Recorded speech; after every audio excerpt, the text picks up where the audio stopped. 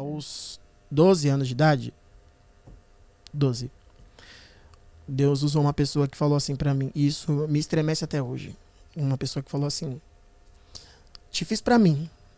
Deus falando através dela: te fiz pra mim. Se você ousar cantar pro mundo, eu te tomo pra mim. Nossa. E aí eu fiquei, que pesado. Uma criança de 12 anos. Né?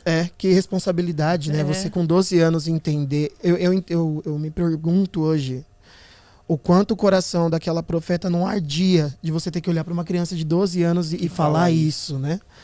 Mas desde aquele dia, isso sempre foi muito claro. Não houve confusão, não tiveram que me explicar o que estava acontecendo. Não, com 12 anos eu ouvi e entendi. E daquele dia para frente eu fiz, existe um propósito no que eu faço e Deus vai me guiar sobre as águas por onde Ele quer. E realmente foi assim. Foi porque eu passei, assim, muita coisa para conseguir chegar aqui. Todos nós, mas eu tô falando do meu testemunho, assim, a ponto de ver pessoas me dizerem, por que você insiste nisso? Se você tinha uma carreira tão consolidada no mundo corporativo, por que você insiste nisso? E o tempo todo o Espírito Santo te convencendo de eu estou te guiando pelas águas que eu quero que você navegue. Hoje eu posso ver que... eu estava conversando agora, né? A gente estava vindo junto, eu e o Luan, e nós estávamos conversando. Se eu tivesse a cabeça de hoje para viver as experiências que eu vivi, eu não viveria por medo. Sim. Mas se eu não tivesse me permitido viver, eu não estaria aqui hoje. Sim, sim. Qual foi o momento que você sente que mais precisou dessa força de Deus na sua vida? O momento mais difícil que você já passou? Vai me pegar agora, hein, gente? O momento mais difícil para mim foi um dia que eu vi a minha filha. Eu tenho 4 filhos. A Antonella, o Noah, o Dominique e a Areta. Que nome lindo. A Antonella, o Noah, 7, 5 anos, e o Dominique e a Areta são gêmeos de 4 meses. E o dia que mais me pegou assim foi o dia que eu tinha saído do mundo corporativo, estava no meu primeiro momento trabalhando como cantor. Aí eu fui despejado do lugar onde eu morava. A minha filha tinha 1 ano de idade. E eu fui morar de favor numa casa cedida pelo meu pai. Nós não tínhamos nada.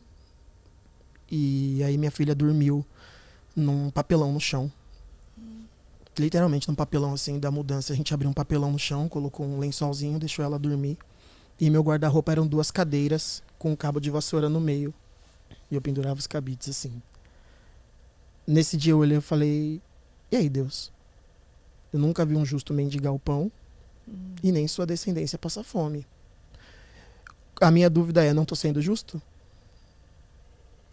E aí Deus sempre me faz voltar para uma passagem no livro de Jó, que as pessoas acham que Deus foi um tanto ignorante, mas eu acho que Deus foi cirúrgico com Jó. Onde você estava quando eu coloquei cada estrela no firmamento? Onde você estava quando eu enchi as águas do mar? Aonde você estava quando eu criei cada astro? Não é Deus falando assim, fica no seu lugar. É também, mas eu acho que é Deus dizendo assim, Jó, lembra que tudo ao seu redor fui eu que fiz e você não tem noção de como. Então fique em paz que tudo que vai acontecer com você é eu que vou fazer e você também não tem noção de como. E isso me ministrava o tempo todo, o tempo todo. Deus dizendo pra mim que você não precisa saber onde eu vou te levar. Você precisa confiar que eu vou te levar. Né? E foi o que me pegou, assim, mas foi um período bem difícil. Porque depois nasceu meu segundo filho num susto e nós continuávamos quase que na mesma condição. E aí eu falei, meu Deus, se eu não tenho onde... Não tá difícil com uma criança, imagina com 2. E aí o tempo todo aquilo, não sai disso, não é dom, é vontade, não é chamado, é ímpeto. Sai, não é pra você. E glória a Deus que eu não saí. E naquele momento, quem que te ajudou a se fortalecer também, a permanecer ali? A tua esposa? Você teve alguém ou foi só realmente você e Deus? Karina, eu tenho uma fala em casa que é assim, ó, minha melhor... É uma canção, na verdade. Quem compôs pra mim.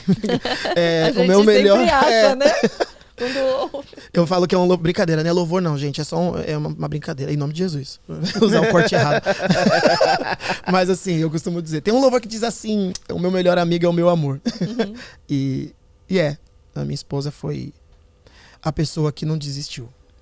Porque a mulher sábia edifica a sua casa e a tola com as próprias mãos destrói. Não significa que uma casa destruída foi destruída por uma mulher tola. Não. Existem processos. Mas a minha casa está de pé porque tinha uma esposa que estava de joelho dobrado. O tempo todo, assim. De sair, estar viajando, estar cantando e ela em casa. Como agora é, né? A gente na estrada, a gente fica... Eles sabem, a minha agonia 4 de estar crianças. fora de casa, uma semana, 2 na estrada. E ela lá. E assim, o tempo todo...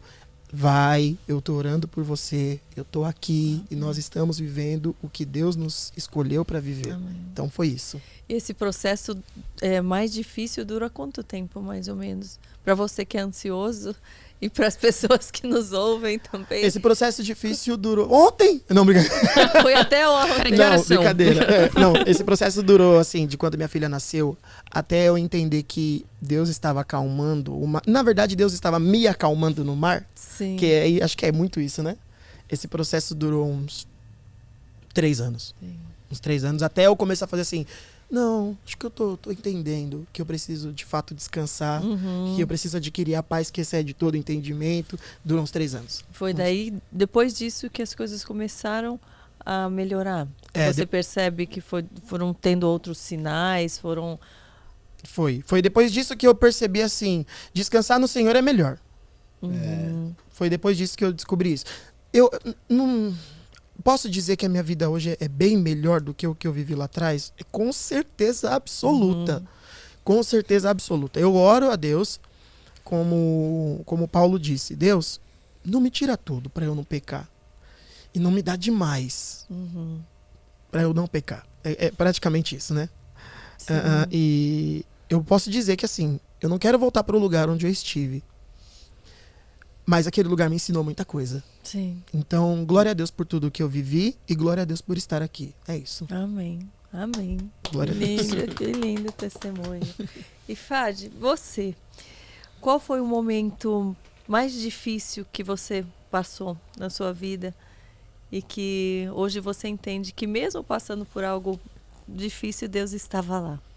Nossa, eu sou um combo de história triste, assim. Não, realmente. Te juro pra você que vem tanta coisa à mente. Organiza. Exatamente. Seleciona um do seu repertório. O que você mais precisou de Deus, clamar mesmo. Teve que ter aquele fogo na hora da oração para pedir, Senhor... Eu sei que o Senhor está aí, mas eu não estou te ouvindo. Eu acho que essa fase de volta para São Paulo foi talvez a mais difícil a nível de ter tanta desesperança de querer desistir, assim. E eu não tinha passado uma fase de querer desistir, porque eu sempre tive muita fé. Então, mesmo sendo, sei lá, eu voltei do seminário e minha família estava passando fome, né, que eu contei para eles, tipo... eu sabia que Deus estava cuidando, então eu sempre dava uma palavra pra minha mãe e pro meu pai... Mas na fase que eu saí de Belo Horizonte, eu tinha muita dúvida se era ou não para eu voltar para São Paulo. E eu não recebi uma resposta de Deus. Eu tive que me movimentar, porque tava dando tempo. Tipo, você chegou no vale da decisão, né? E aí, eu ouvi uma palavra na época do Ed René, que era sobre Jonas. E como ele falava assim... que Paulo tomava as decisões dele, né? Em Romanos, falava, se Deus quiser, estarei. Ele falava isso, mas ele tomava. Ele falava, vou pra tal lugar. E tudo isso Deus coordenando. E ele falou sobre Jonas, que quando Jonas ele foi engolido pelo peixe, foi exatamente nesse aspecto de, se você tomar uma decisão que você não era pra estar tomando, Deus vai fazer de alguma forma e te devolver pro lugar que você devia estar. Sim. Uau. E aí eu falei, ok, eu vou caminhar. Porque se eu tiver que voltar, eu sei que Deus vai mandar algum grão de peixe, vai me devolver pra Belo Horizonte. Sim. E isso me deu força, me deu muita fé. Eu criei que era uma palavra de Deus pra minha vida. Foi uma palavra tremenda, assim. Só que eu já tava com toda a minha vida organizada. Eu tinha batalhado pelas minhas coisinhas, era minha casinha. Havia uma insegurança ainda, total, né? Não, eu me fiz em Belo Horizonte, identidade, muita coisa. A questão de você ter uma vida reta. Sim. Não porque seus pais estão vigiando, ou porque a igreja dos seus pais está vigiando, ou porque... Não, porque eu realmente amo Jesus e eu tô grata pela salvação. E eu quero responder a isso da melhor forma possível, assim, que coisa bonita. E aí, quando eu voltei, eu entrei real em depressão profunda, que eu não achava emprego. E é muito louco essa questão Mudou da depressão. o teu ciclo, né? Também, Mudou. Eu não tudo. tinha mais amigos, porque eu não sei manter a amizade à distância. Hoje eu tô melhor, mas eu não sei manter relacionamento à distância. Então, eu não conversava com os meus amigos. Eu não criei uma ponte. Eu desisti. Eu falei, São Paulo, Belo Horizonte é minha vida. Então, não tinha ninguém. A igreja que eu tava não correspondia com a que eu acreditava que era pra eu estar. Tudo, assim, de ponta cabeça. E o meu olhar... A Bíblia fala que se os seus olhos forem bons, todo o seu corpo vai ser bom. E meu olhar tava ruim e todo meu corpo tava ruim, assim. Essa é a realidade. E tava tão ruim que eu cheguei pros meus pais e falei, não quero mais a igreja. Aí ele falou, a nossa, meu pai é pastor, ou qualquer uma. Falei, qualquer uma. Porque eu tô em dúvida se eu tô indo na igreja por obrigação ou porque eu amo estar na igreja.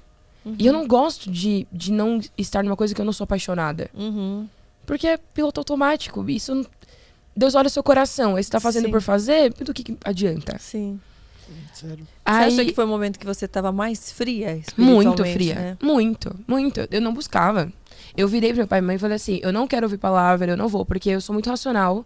E aí, às vezes eu vou ler a Bíblia e eu vou falar, o Espírito Santo tá falando comigo, mas eu tô tentando me convencer, que eu tô tão desesperada, que eu vou estar me convencendo, eu não quero isso. E eu falei, se Deus quiser falar comigo, ele que me deu um tapa na cara.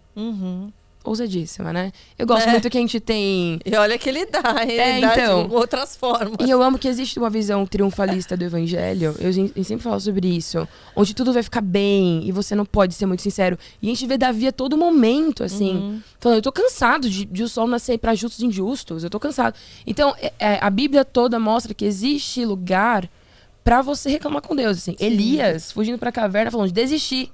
Não quero. Tipo, Elias, não você tá... Sabe? E às vezes a gente estuda e fala, É como se Deus tivesse... Deixa eu esperar ela ficar bem bolada. E aí, deixa eu ver até onde ela vai chegar. Vamos ver essa birra aí, se joga. Eu acho que Deus olha assim pra mim de verdade. E ele sabe que eu faço piada, eu acho que Deus tá rindo do meu lado, assim, eu sou essa pessoa. Deus tá aqui, ó, toda hora comigo aqui conversando. E eu ando na rua, aplaudo Deus, parabéns pelo céu. Eu gosto dessa comunhão contínua, assim. E hoje, né? Naquela época eu tava assim, você não zero. queria nada. O céu tava lindo, você falava... legal. E eu lembro de Deus ser tão cuidadoso. Eu não olhava pro céu, pra ser muito sincera. É muito louco. Foi a fase que eu perdi todo o meu mood de contemplação. Eu não olhava pro céu. Era isso aqui, cabos e baixo. Totalmente. Eu lembro muito disso. E aí, meu pai até falou, filha... Você nunca mais comentou sobre, tipo, como a lua tá bonita. E eu não olhava. Teve algum gatilho pra isso começar? Ou foi só realmente a mudança de cidade? Perda de controle. Ah, então. Porque tava tudo muito coordenado na minha vida. Entendeu? E aí, eu ver as coisas desorganizadas. Tipo, não tá sendo do jeito que eu quero. Eu ter voltado pra casa dos meus pais, que gera um conflito. De impotência, né? Nossa, o gatilho de você perder o controle, dependendo de como tá a sua vida, ele é muito pesado. Porque gera ansiedade, você fica, não sei descansar ainda direito. E aí eu fui pra um casamento, uma semana depois de ter tido essa conversa com os meus pais. E eu tava cantando alguma música do Skank com o pastor, que ele tava homenageando a esposa dele, no meio do casamento. Loucura, assim. Aí eu desci. Até um pastor maravilhoso lá de Campinas, do Jamal. Ele desceu do lugar, me apresentou a esposa dele, que é uma maquiadora fantástica. Eu falei, você já me maquiou e tal. E aí ele virou pra mim do nada e falou, a palavra do seu ano é permaneça. Permaneça chorando atrás da sua cama, permaneça... E assim, minha cama é enorme, então eu tinha crise de ansiedade, eu me escondia atrás dela para os meus pais não verem. Então foi um processo que eles não estavam muito conscientes que estava acontecendo comigo. Questão de parecer forte, né? Gosto. E aí, ele pegou e falou, permaneça como você tá, permaneça na igreja que você tá, tudo, assim. Tudo que eu tinha falado na mesa, ele jogou. E ele falou, você caminha com Deus. Você sabe quem ele é. Mas ele é misericordioso bastante pra te dar um tapa na cara. E eu lembro que... E foi esse mesmo pastor que falou que Deus estava gerando o meu coração, ia me pensar no momento certo, que era pra eu acalmar e não era pra ficar tentando me promover em lugar nenhum. E eu fiquei aqui, quieta. Eu lembro que eu cantava na Glocal na época com o Paulo Nazaré. E na verdade eu fazia parte, mas eu não cantava com medo de estar desrespeitando a palavra, assim, de que era pra eu ficar quietinha, escondida. Exato. Isso me deu muito fôlego, porque eu fiquei com vergonha, carinha, do céu e da terra, tá? Olha. Do céu e da terra. Eu saí correndo pro banheiro, vermelha. eu encostei e comecei a chorar, assim, falando, Deus, me perdoa, me perdoa. A cruz basta, o seu sacrifício basta. Eu posso não ter nada na vida, mas o Senhor basta. Tipo, o Senhor ter morrido na cruz por mim, basta. Eu posso perder tudo, mas basta. Eu lembro de ficar orando assim, sabe? Tipo, o controle da minha vida tá na tua mão, o que eu tô fazendo? Como se a escama, né? Caísse, exato. E aí eu tive que voltar pro casamento e ia cantar Oceans ainda. E eu fiquei assim...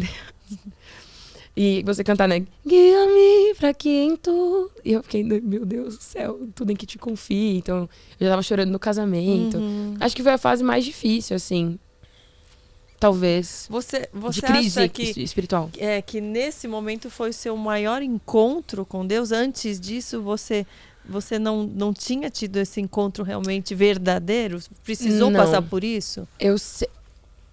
Sendo muito sincero, eu sempre tive um encontro muito verdadeiro com Jesus, assim.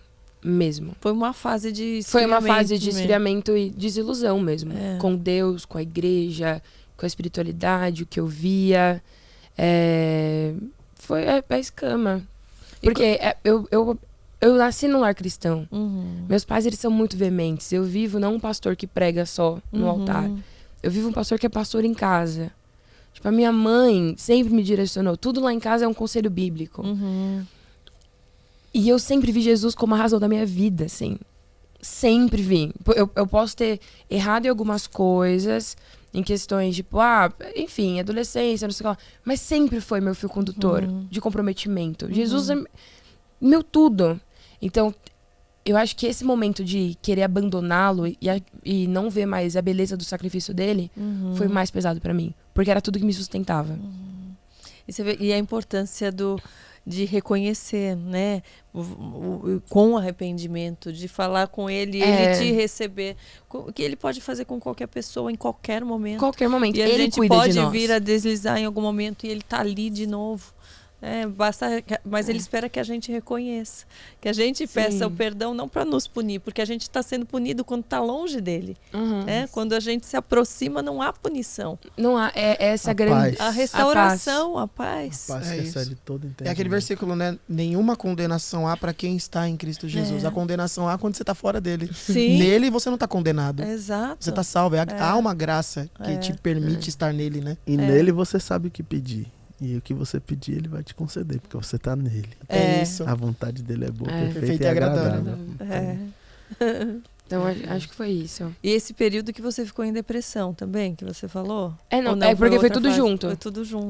Foi Um combo. foi um combo de momentos complicados de lidar, assim, de administrar. E quando você encontrou essa chave, assim, como foi esse processo também de se levantar? Que muitas vezes não é automático. Você reconhece e daí você precisa trabalhar isso em você. Você voltou a orar, voltou a buscar, voltou a louvar. Como que foi? Eu lembro que eu tava decidida em algumas coisas erradas, assim. Eu falei assim, Deus, não tô disposta a abrir mão, não.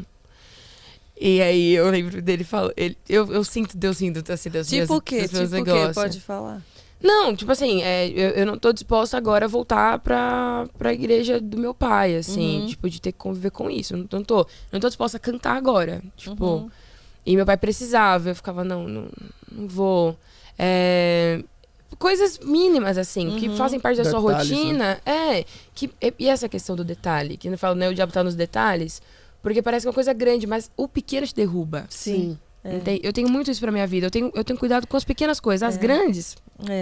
O pequeno parece que é imperceptível, né? Que não vai fazer diferença. Exato. Só que eu até falei isso aqui em um outro podcast. Que vão juntando tantas coisinhas pequenas. Quando você vê, você tá tão distante do alvo, do foco, certo? O meu pai fala que... Detalhes pequenos, consequências gigantescas. Exato. Que tem, sabe, enxada?